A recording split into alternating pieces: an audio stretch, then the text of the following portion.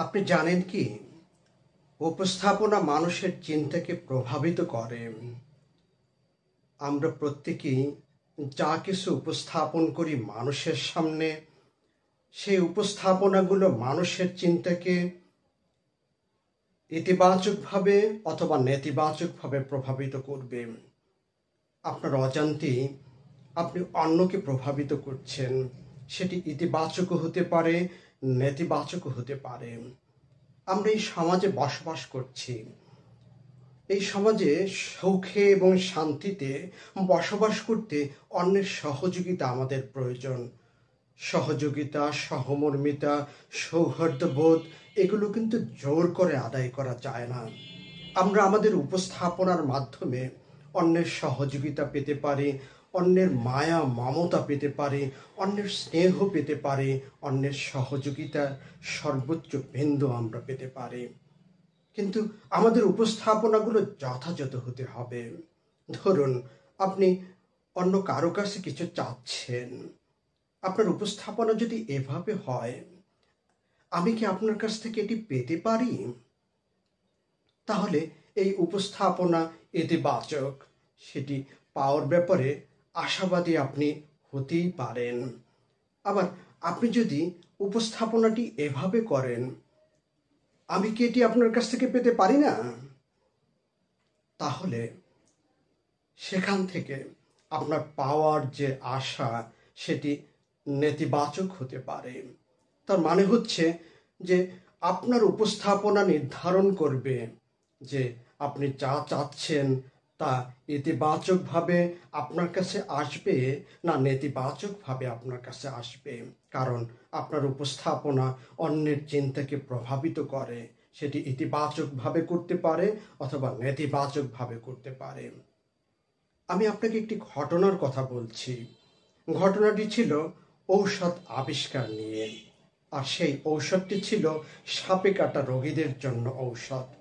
এটি যখন প্রথম আবিষ্কার হয় তখন বলা হলো যে 90% সাপে কাটা রোগীদের উপরে এটি অকার্যকরী। শুধুমাত্র 10% রোগীদের জন্য এটি কার্যকরী। যখন এটি বাজারে ছাড়া হলো, এটি ক্রয় বিক্রয় একেবারেই ছিল না। তার মানে হচ্ছে মার্কেটে এটি একেবারেই চলতেছিল না। কিন্তু যখন সংখ্যাগত উপস্থাপনার কিছু পরিবর্তন আনা হলো এবং বলা হলো যে 10% মানুষের উপরে এটি কার্যকরী, তখন দেখা গেল বাজারে এটি চলতে শুরু করলো, মানুষ এটি গ্রহণ করতে শুরু করলো। তার মানে হচ্ছে সংখ্যার উপস্থাপনা অন্যের চিন্তাকে প্রভাবিত করে। আমরা যদি আমাদের দৈনন্দিন জীবনে যে সংখ্যাগুলো মানুষের সামনে উপস্থাপন করি তা যদি যথাযথভাবে করতে পারি, সুন্দরভাবে করতে পারি, তাহলে মানুষের চিন্তাকে আমরা ইতিবাচকভাবে প্রভাবিত করতে পারব। ভাইবা বোর্ডে আমরা কেই না উত্তীর্ণ হয়েছি। চাকরির বাজারে ভাইবা ব্যতীত চাকরি পাওয়া যায় না। এই ভাইবা বোর্ডের জন্য একটি গুরুত্বপূর্ণ দিক হচ্ছে আপনার ড্রেসিং, পোশাক পরিধান। আপনি যদি ভাইবা বোর্ডে ক্যাজুয়াল ড্রেস, অর্থাৎ যে ড্রেসটি ভাইবা বোর্ডের জন্য মানানসই নয়, সেটি পরে যদি আপনি ভাইবা বোর্ডের সদস্যদের সামনে উপস্থিত হন, আপনাকে ভাইবা বোর্ড থেকে বের করে দেওয়া হবে না ঠিকই, কিন্তু এই ভাইবা বোর্ডে উপস্থিত সদস্যদের মধ্যে একটি নেতিবাচক চিন্তার উদ্রেক হবে। তাদের ভাবনাকে নেতিবাচকভাবে প্রভাবিত করবে।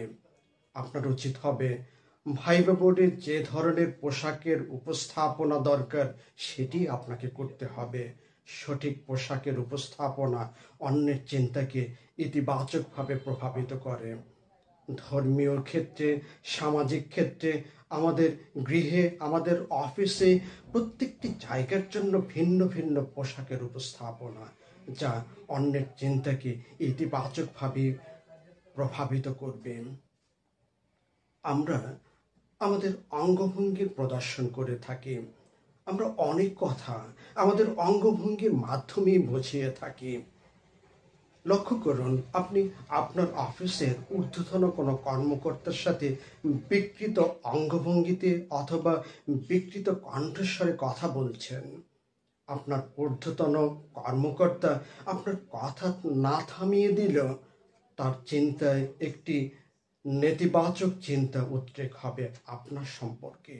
তার মানে হচ্ছে তিনি নেতিবাচকভাবে প্রভাবিত হবে আপনার সেই কথা দিয়ে, এবং যা আপনার জন্য মোটেও মঙ্গলজনক হবে না।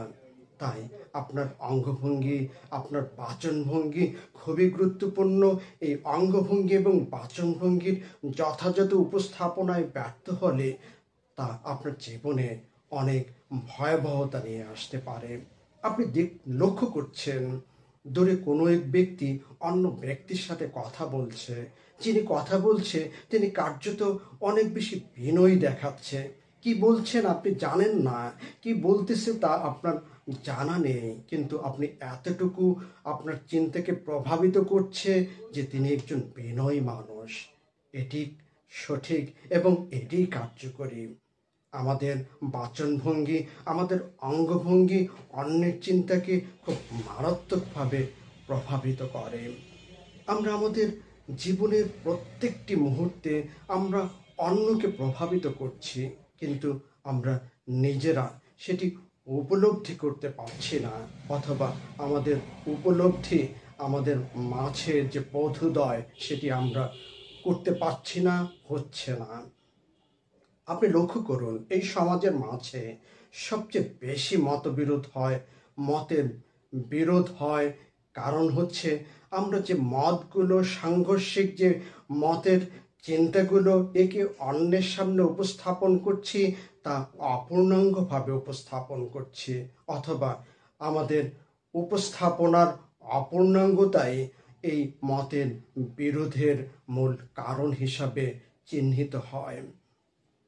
আপনি যদি আপনার অফিসের ঊর্ধ্বতন কর্মকর্তা হয়ে থাকেন, তাহলে আপনার অধস্তন অথবা আপনার কর্মকর্তা, কর্মচারী তথা সকল পক্ষগণ যদি আপনার কাছে, অর্থাৎ আপনার সার্বিক উপস্থাপনায় ইতিবাচকভাবে প্রভাবিত না হয়, তাহলে আপনি ব্যর্থ না হলেও সফল নন। আপনি যদি আপনার অফিসে একজন কর্মকর্তা কিংবা কর্মচারী হয়ে থাকেন, আপনার সার্বিক উপস্থাপনায় আপনার ঊর্ধ্বতন কর্তৃপক্ষ কিংবা সকল পক্ষ ইতিবাচকভাবে প্রভাবিত না হয়, তাহলে আপনি ব্যর্থ না হলেও সফল নন। আপনার সফলতার জন্য আপনাকে ইতিবাচকভাবে অন্যকে প্রভাবিত করতে হবে সঠিক উপস্থাপনার মাধ্যমে। তাই আজই আমাদেরকে একটি দিক নির্দেশনামূলক পন্থায় পৌঁছতে হবে। যথাযথ উপস্থাপনা, সঠিক সময় সঠিক উপস্থাপনা আমাদেরকেই শুধু পরিবর্তন করে না, সমাজকেই পরিবর্তন করে, যা আমাদের জন্য কল্যাণ বয়ে নিয়ে আসে এবং সকলের জন্য কল্যাণ বয়ে নিয়ে আসে, সর্বোপরি মানুষের জন্য কল্যাণ বয়ে নিয়ে আসে।